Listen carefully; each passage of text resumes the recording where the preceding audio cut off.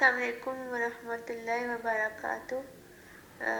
ذرا یہ بتا دیجیے گا کہ زکوٰۃ کے مستحق کون کون سے لوگ؟ بہن کا سوال ہے کہ زکوٰۃ کے مستحق کون لوگ ہیں۔ قرآن مجید میں اللہ تعالیٰ نے سورہ توبہ کی آیت نمبر 60 میں ارشاد فرمایا ہے کہ زکوٰۃ کے مستحق 8 لوگ ہیں۔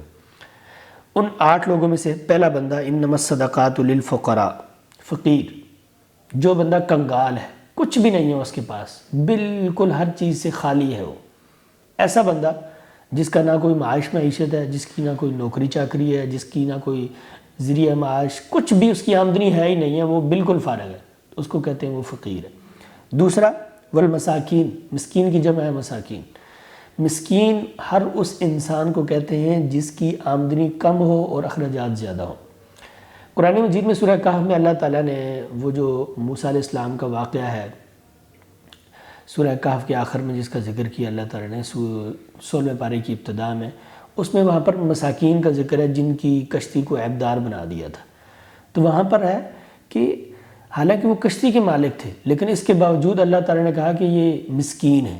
تو جو آج کے زمانے میں فرض کریں کہ ایک بندہ گاڑی کا مالک ہے اور اس کو اللہ تعالیٰ مسکین کہہ رہے ہیں، اس کی کیا وجہ ہے؟ تو اس کا یہ مطلب ہوا کہ مسکین وہ ہوتا ہے جس کی کچھ نہ کچھ آمدنی ہو، کچھ نہ کچھ اس کا ذریعہ معاش ہو، لیکن اس کی آمدنی کم ہو اور اخراجات زیادہ ہوں، تو ایسے بندے کو کہتے ہیں مسکین۔ تو آپ مسکین کو بھی زکوٰۃ دے سکتے ہیں۔ اور یاد رہے کہ یہ جو آمدنی اور یہ جو اخراجات ہیں، ان کا فیصلہ بنیادی چیزوں سے کیا جائے گا، مطلب رہنے کے لیے چھت، کھانے کے لیے خوراک، غذا، پہننے کے لیے کپڑے۔ یہ نہیں کہ ہمارے لاکھوں میں اخراجات ہوں اور پھر کہیں کہ جس طرح آج کی سوسائٹی میں ہر بندہ کہتا پھرتا ہے کہ میرے تو اخراجات زیادہ ہیں اور میری آمدنی کم ہے، ایسے نہیں ہوگا۔ بنیادی چیزیں دیکھی جائیں گی، کھانے پینے کی، پہننے کی اور رہنے کے لیے چھت۔ تیسری چیز والعاملین علیہا، جو لوگ کلیکشن کرتے ہیں، جو لوگ زکوٰۃ اکٹھی کرتے ہیں، جو لوگ صدقات اکٹھے کرتے ہیں، ان کے اوپر جو لوگ مقرر کیے گئے ہیں وہ لوگ زکوٰۃ لے سکتے ہیں۔ چوتھے والمؤلفۃ قلوبہم، وہ لوگ جو نئے نئے اسلام لے کر آئے ہیں، ان کی دل جوئی کے لیے، حوصلہ افزائی کے لیے اور ان کو اپنے ساتھ جوڑنے کے لیے، جوڑے رکھنے کے لیے ان کو بھی زکوٰۃ دی جا سکتی ہے۔ اور پانچویں لوگ وفی الرقاب، وہ لوگ جو قیدی ہیں، جو اس وقت جیلوں کے اندر باندھے ہیں، جن کا کوئی ذریعہ معاش نہیں ہے اور وہاں پر وہ کسی مصیبت مشکل سے یا کسی سزا سے وہ گزر رہے ہیں، تو آپ ان کو بھی زکوٰۃ دے سکتے ہیں۔ چھٹے لوگ والغارمین، وہ لوگ جو مقروض ہیں۔ اور یہ بات یاد رکھیں کہ مقروض کا یہ مطلب ہے کہ ایک بندہ کل تک کروڑ پتی تھا، آج وہ مقروض ہو گیا تو آپ اس کو زکوٰۃ دے سکتے ہیں، بے شک کل امید کی جا سکتی ہے کہ یہ پھر کروڑ پتی بن جائے گا۔ اگر فرض کریں کسی کو لاس ہو گیا اور وہ اچھا خاصا کھاتا پیتا اور دینے والا، وہ خود صاحب زکوٰۃ انسان تھا، لیکن کچھ مسائل ایسے بنے، کچھ حالات ایسے بنے کہ اب وہ غریب فقیر ہو گیا، مسکین ہو گیا، تو آپ اس کو بھی زکوٰۃ دے سکتے ہیں۔ آپ اس کی ہسٹری نہیں چیک کریں گے کہ اس کا بیک گراؤنڈ یہ ہے، کل تک تو یہ کروڑ پتی تھا اور یہ تھا اور یہ تھا۔ اسلام نے جو کرنٹ سٹیٹس ہے اس کو دیکھا کہ اس کی جو موجودہ صورتحال ہے وہ کیا ہے۔ تو اگر اس وقت اس کے پاس کچھ نہیں ہے اور سب کچھ اس کا اجڑ گیا ہے، بک گیا ہے، ختم ہو گیا ہے اور قرضوں میں چلا گیا، تو آپ ایسے بندے کو زکوٰۃ دے سکتے ہیں۔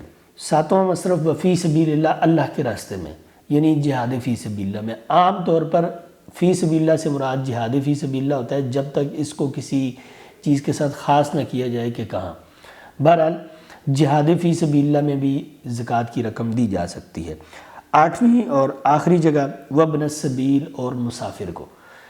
اب یہ جو 8 مصارف بیان ہوئے ہیں، ان میں سے 4 یا 5 مصرف ایسے ہیں جن کا تعلق غربت سے نہیں ہے، جن کا تعلق اتفاقی طور پر غربت سے ہے یا اتفاقی طور پر مسکنت سے ہے یا محتاجی سے ہے۔ آپ دیکھیں مسکین، وہ بھی ایک قسم کا کچھ نہ کچھ کما رہا ہوتا ہے، کھا رہا ہوتا ہے۔ اس کے بعد جو مؤلفۃ قلوبہم، یعنی جو نیا نیا اسلام لے کر آیا، وہ غریب بھی ہو سکتا ہے، وہ امیر بھی ہو سکتا ہے، آپ اس کو زکوٰۃ دے سکتے ہیں۔ اور پھر رقاب، جو قیدی ہے، غریب بھی ہو سکتا ہے، امیر بھی ہو سکتا ہے، آپ اس کو زکوٰۃ دے سکتے ہیں۔ والغارمین، جو پہلے امیر تھا اب غریب ہو گیا ہے، قرضے میں ڈوب گیا، آپ اس کو زکوٰۃ دے سکتے ہیں۔ وفی سبیل اللہ، اور اللہ کے راستے میں جہاد میں۔ وابن السبیل، اور مسافر، وہ بے شک اپنے علاقے میں کھاتا پیتا ہو تو آپ اس کو زکوٰۃ دے سکتے ہیں۔ تو یہ بات کرنے کا میرا مقصد یہ ہے کہ یہ کانسیپٹ جو سوسائٹی میں بنا ہوا ہے کہ زکوٰۃ صرف غریب کو دینی ہے، ایسا نہیں ہے۔ زکوٰۃ کے 8 مصارف میں سے 5 مصارف ایسے ہیں کہ جو غریب بھی ہو سکتے ہیں، امیر بھی ہو سکتے ہیں۔